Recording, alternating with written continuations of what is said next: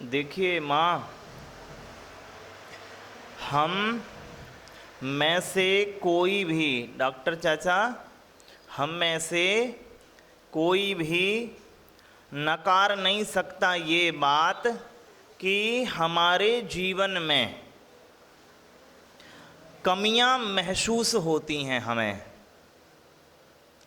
अर्थ की कमियां हों, पद की कमियां हों, प्रतिष्ठाओं की कमियां हों, सौंदर्य की कमियां हों, बहुत से रूप में एक भीतर अभाव सा लगता है। भाव सा नहीं लगता है, क्या लगता है? अभाव सा लगता है। और हमारे अशोक जी सिर हिला रहे कि नहीं लगता है। ठीक है, उपलब्धि है आपकी वो। तो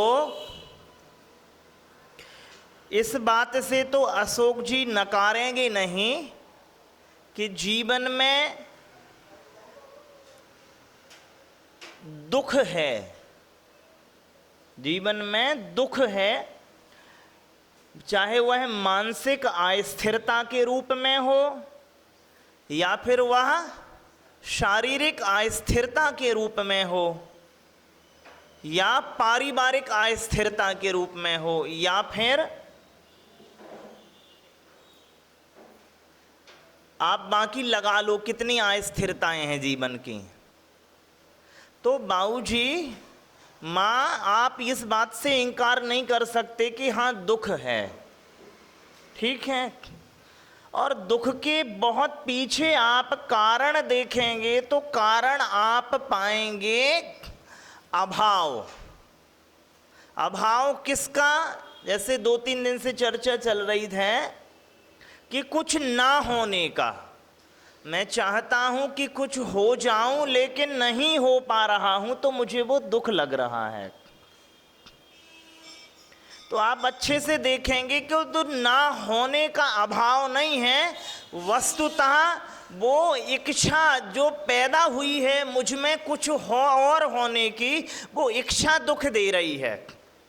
जो मैं नहीं हो पाया हूं, तो वो नहीं हो पाया वो अभाव दुख नहीं दे रहा है, वो ना हो पाया कुछ और हो पाने की जो इच्छा है वो अभाव, वो दुख दे रहा। चलिए एक उदाहरण देखिए। धर्मेंद्र भैया, आप 50 रुपया के एक मटका खरीद के लाए। क्या माँ? अब 50 रुपया का तो छोटा मटका समझ लो। चलो, आप 200 रुपया का एक मटका खरीद के लाए। कितने का? 200 रुपया का।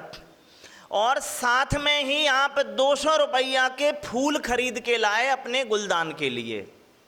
ठीक है कि नहीं है माँ? 200 रुपये का मैं मटका खरीद के लाया और 200 रुपये के फूल।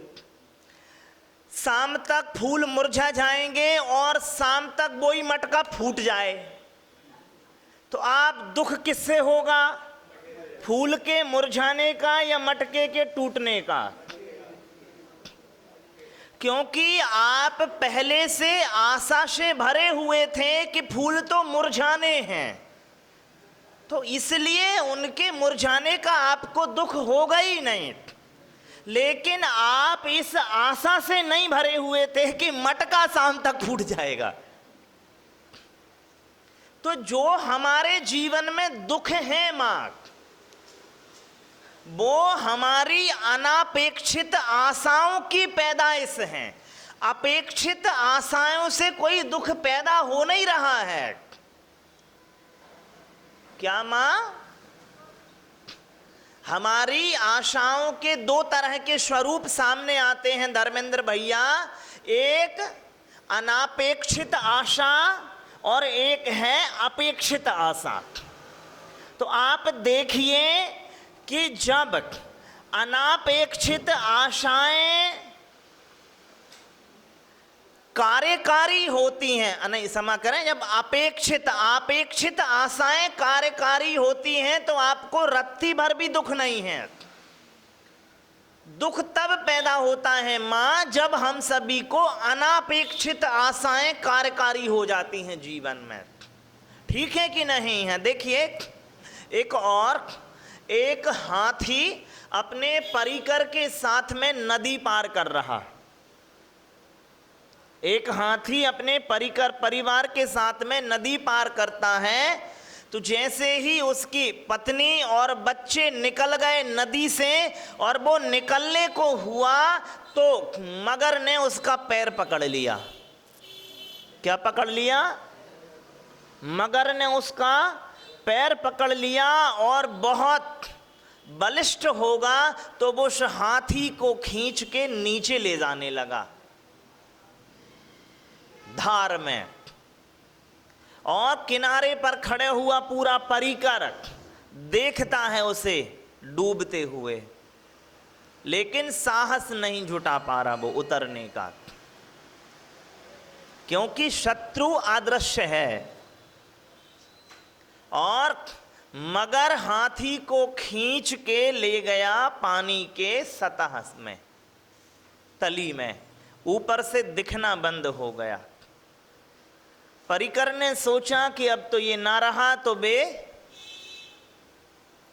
वहां से वापस लौट आए। दैव योग था, मगर का आयुष्य पूरा हुआ तभी, और हाथी पर पकड़ कमजोर हुई तो मां वो हाथी ऊपर आने लगा धीरे धीरे। और जैसे ही हाथी ऊपर आया तो उनने देखा कि वहां कोई नहीं था। तो उसके मुंह से पहला वचन निकला कि देखो, इन्होंने तो मेरे मरने का भी इंतजार नहीं किया।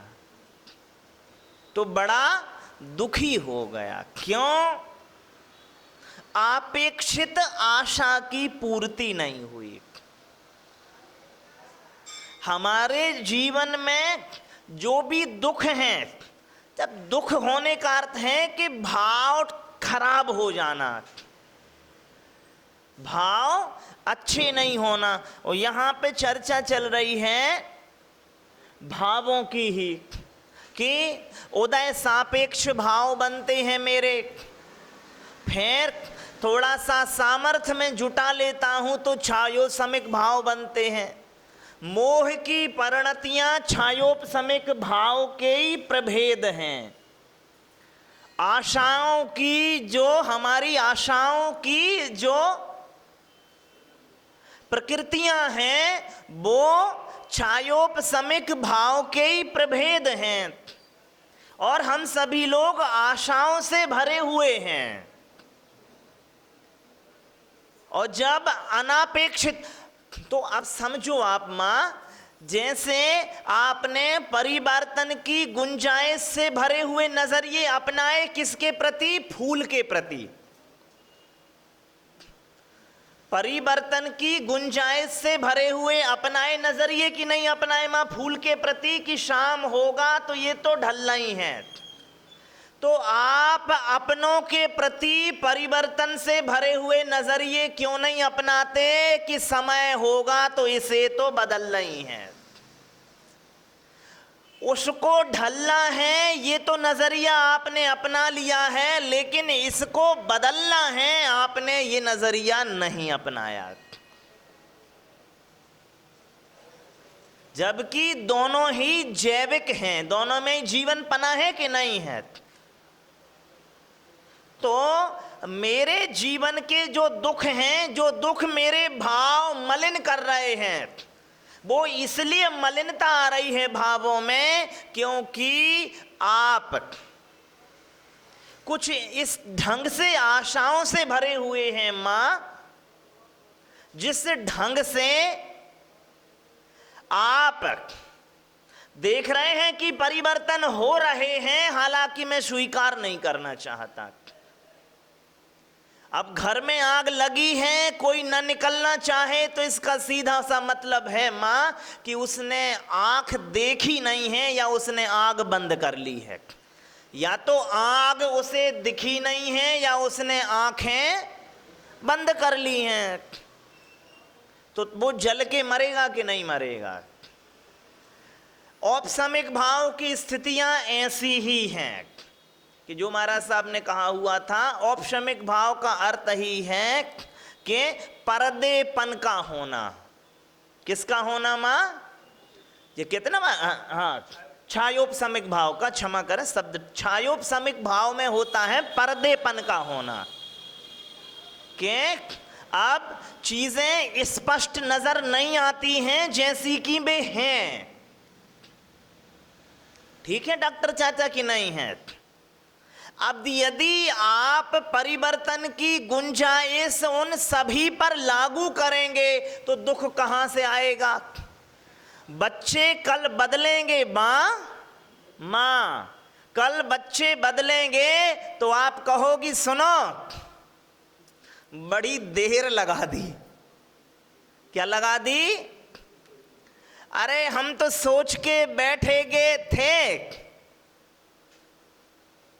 कि सेवाओं के बाद ही बदल जाओगे तुम, और तुमने शादी तक गुंजाइश रख दी। बहुत देर लगा दी तुमने। बेबी कहेंगे मम्मी क्या मजाक करती हो। नहीं, हम सच में ही, हमने आपसे अनापेक्षित आशाएं वैसी ही रखी थी जैसे हमने पुष्प से रखी, कि वो तो बदलेगा ही बदलेगा, खिला है तो मुरझाएगा ही मुरझाएगा। मेरे चाहने से उसका कौमार्य तो टिका रहना है नहीं, मेरे चाहने से उसका सौंदर्य और उसकी गंध तो टिकी रहनी है नहीं, मेरे चाहने से तो उसमें कुछ भी टिका नहीं रहना। तो हमने आप पर बेई नियम लागू किए थे मेरे बेटे, जो उस गुलदान के गुल पर लागू किए थे। कुछ नए नियम नहीं बनाए थे हमने आपके लिए, बस उसका जीवन काल थोड़े समय का था तो उसने परिवर्तन जल्दी देखने में आ गया उसमें। हमारा और आपका 60-70 वर्ष का है तो हम सोचते हैं कि परिवर्तन देर से आवेगा, तो आशा बना लेते हैं। क्या बना लेते हैं? आशा बना लेते हैं, अपेक्षित आशा। तो सभी के प्रति क्या अपेक्षित आशाएं बनाए नहीं मां। क्यों? जब आप अपेक्षित आशाएं बनाएंगे तो सबसे पहला दोष आएगा तत्व का अवर्णवाद, क्योंकि तत्व तो परिवर्तनशील है ना मां प्रतिपल। और आशा बनाने का अर्थ है कि आप उसमें एक स्थिर धर्म की गुंजाइश से भरे हुए हैं। क्या मां? आशा बनाने का अर्थ क्या है? कि आप एक स्थिर धर्म की गुंजाइश से भरे हुए हैं, जबकि स्थिरता वस्तु में, तत्व में और जीवन में है नहीं। ठीक है कि नहीं है? जैसे ही आशा बनाएंगे तो आप ये मान के चलेंगे, जो कि मिथ्या तो है, कि मेरे सुख और दुख के कारण दूसरे हैं। तीसरा मां, जितनी आशा होगी उतनी आपकी दृष्टि बनती चली जाएगी नैमित्तिक। फिर आपकी द्रव्य दृष्टि नहीं होगी, दृष्टि हो जाएगी पर्यायाधीन। क्या हो जाएगी? पर्याय के अधीन आपकी दृष्टि हो जाएगी। चौथी बात मां, आप खुद को बदलने में एक आदमी के ऊपर प्रयास करना है कि नहीं करना है? और जब आशा बना के रखी है तो आपको कम से कम 1000 आदमी बदलने पड़ेंगे। जिससे आशा है उसको बदलो। तो एक आदमी को बदलना ज्यादा आसान है कि 1000 आदमी को बदलना? बताओ आप। एक आदमी को, जो कि मैं खुद हूं, उसे बदलना ज्यादा आसान है कि उन हजारों को बदलना आसान है? पांचवी बात, आपका बदलाव आप पर आसानी से होगा, क्योंकि महाराज साहब मैं मेरे से परिचित हूं। मैं जानता हूं मेरे को अच्छे ढंग से। जब आशा से आप भर जाएंगे तो उन 1000 लोगों को, जिनको आप अच्छे ढंग से जानते नहीं हैं, परिवर्तन नहीं कर पाओगे आप। बिल्कुल नहीं कर पाओगे। ठीक है कि नहीं है? और मां जहां पर बदलाव की आप आशा रखे हुए हैं और बदलाव अपेक्षित ना हो तो फिर पैदा होता है तनाव। आप में तनाव कब होता है, टेंशन कब होती है डॉक्टर साहब? आप कंपाउंडर से चाह रहे हो कि तुम ऐसा चलियो और वो चल रहा है अपनी चाल, तो जे अपना मत्था पीट रहे हैं कि कौन अशुभ घड़ी थी कि मैंने इसको अपॉइंटमेंट दिया। और खुद की बुद्धि भी कोसेंगे कि मैं और इतना अबौद्धिक कैसे हो गया कि इस आदमी को रख लिया। और मजा है कि महीना पूरा होता नहीं है, जे महीने की 2 महीने की तनख्वाह एडवांस में ले जाता है, तो इसको भगाने का अर्थ है कि 2-3 महीने का नुकसान उठाना तनख्वाह का। तो देखो, और ये सब के सब कहां से पैदा हो रहे हैं मां? इस भाव से भरे होने से, इस नजरिए से भरे होने से कि कुछ चीजें हैं जिनके प्रति मैं अपेक्षित दृष्टि अपनाऊं तो कोई बुरा नहीं है। मटके के प्रति आपने अपेक्षित दृष्टि अपनाई कि नहीं अपनाई? आपने क्यों अपनाई? किस लिए? क्योंकि आप मान रहे थे कि इससे स्थिरता की गुंजाइश रखना कोई बुरापन नहीं है। फूल के प्रति नहीं अपनाई ना? ठीक है कि नहीं है? और ये सारी की सारी जो घटनाएं हैं, ये हैं छायोपशमिक भाव की। किसकी? छायोपशमिक भाव के जब आप प्रभेद पढ़ेंगे तो उसमें यही सारे आ जाएंगे, मोह इत्यादि, मिथ्यात्व इत्यादि। ठीक है कि नहीं है? अब एक कथन आप सुन लीजिए छायक भाव का। किसका? छायक भाव का। कि अब तो स्थिर बुद्धि हो गई है। कैसी बुद्धि? बुद्धि स्थिर हो गई है और सनातन स्थिरता आ गई है। कैसी स्थिरता आ गई है? सदा सदा के लिए स्थिरता आ गई है। ऐसी बुद्धि आप कहो हाँ अब महाराज आपके प्रवचन से मुझे दिव्य ज्ञान हुआ है, ऐसा जो ना छूटने वाला हो। देखिए मां, एक बड़े पंडित जी साहब थे। ब्याह के 20 वर्ष 30 वर्ष बाद उनके जीवन में बच्चे आए। ब्याह के 20-30 वर्ष बाद उनके जीवन में बच्चे आए। तो थोड़ा स्नेह था बच्चों से, शिशु के रूप में ही थे। और स्नेह के प्रतीक स्वरूप क्या होता था कि बच्चे जब आते थे विद्यालय से तो वो बच्चों के साथ ही भोजन करते थे। रोज का नियम था ये। संयोग की बात, पंडित जी साहब बाहर गए थे। बच्चे 2 जो थे विद्यालय से लौट रहे तो चालक की गलती से गाड़ी उनके ऊपर आ गई और वे मर गए। उनके जो शव घर पहुंचाए गए, पत्नी ने भीतर कमरों में उन्हें रखा। इतने में ही पंडित जी साहब आ गए और उन्होंने प्रवेश के साथ ही पूछा कि बच्चे अभी तक नहीं आए? वो कहती हैं हाँ आज कह गए थे कि थोड़ा देर से आएंगे हम। आप जल आदि ले लीजिए, हाथ मुंह धोइए और भोजन कर लीजिए। नहीं नहीं बच्चों के साथ करेंगे। नहीं कर लीजिए। मन तो नहीं था। वे थाली पर बैठ गए। पत्नी ने भोजन लगाया और कहती है सुनो, मेरी एक सखी जो बरसों बाद मेरे यहां आई थी, आज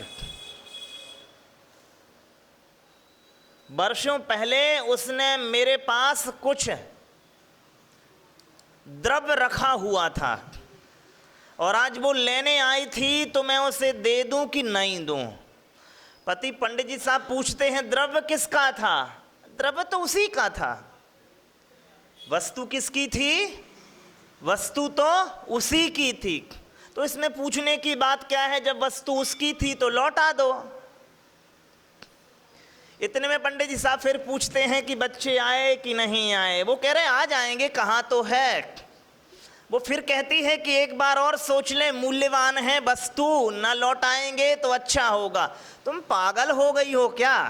अरे जब वस्तु दूसरे की थी, दूसरे की है तो लौटा दो, उसमें सोचना क्या। इतने में पंडित जी साहब ने भोजन कर लिया और वो कहते हैं चलो भीतर चलते हैं। और वो भीतर ले गई उनको। तो दोनों के सब रखे हुए थे, उन्होंने कपड़ा हटाया और पंडित जी साहब ने देखा और कहते हैं सुनो, जब तुमने वस्तु लौटाई दी है तो पूछने की जरूरत क्या थी? अरे जब लौटाई दी है तो बार बार काहे को पूछ रही थी तुम? अब तो लौट गई ना, तो लौटाने के पहले पूछना भी बनता था। जब लौट ही गई तो पूछना कैसा? तो माँ, जैसे महाराज साहब कहते हैं कि जब ये है छायक भाव माँ, कि इतनी स्थिर बुद्धि पैदा करें। क्या करें? इतनी स्थिर बुद्धि पैदा करें, क्योंकि हमारे होने से होता तो कुछ है नहीं। एक आखिरी बात और बताऊं माँ, आपको याद नहीं है, मुझे याद है, जो मनी बाबू जी के जब पिताजी शांत हुए थे, फरीदाबाद में थे, तो महाराज साहब भी वहीं थे। तो भाई के जैन चाचा गए हुए थे। तो वो जब वो श्रद्धांजलि सभा होती है ना कुछ बोलते हैं लोग, तो भाई के जैन चाचा मुझे भी ले गए थे कि कुछ बोलिए। तो समय कम था, मंदिर के सामने एक जगह थी, वहाँ पर रखा हुआ था। तो मैंने वहाँ एक बात कही थी, मुझे याद है, अब तो हो सकता सभी लोग भूल गए होंगे। मैंने कहा था देखो, जिस जीव के लिए हम यहाँ आंसू बहा रहे हैं, जिस आदमी के लिए हम यहाँ आंसू बहा रहे हैं, वही आदमी कहीं दूसरी जगह बहुतों के खुशियों का कारण बन गया होगा। बन गया होगा कि नहीं बन गया होगा? तो माँ इतनी स्थिरता पैदा करें और तत्व की इतनी बौद्धिक स्थिरता पैदा करें, तत्व की स्वरूप में स्थिरता पैदा करें, तत्व की बनावट में स्थिरता पैदा करें। तो ये बुद्धि की स्थिरता है छायक भाव, और बुद्धि की ऊंच नीचता है, बुद्धि का पर्दापन है छायोपशमिक भाव। तो छायक भाव सुख देता है, छायोपशमिक भाव दुख देता है, क्योंकि वो अपेक्षाएं पैदा करवा लेता है हमारे से, बिल्कुल वैसी ही जैसी हम मटके में अपेक्षा रखते हैं और फूल में नहीं। ठीक है, बोलिए श्री पार्श्वनाथ भगवान की जय। पूज्य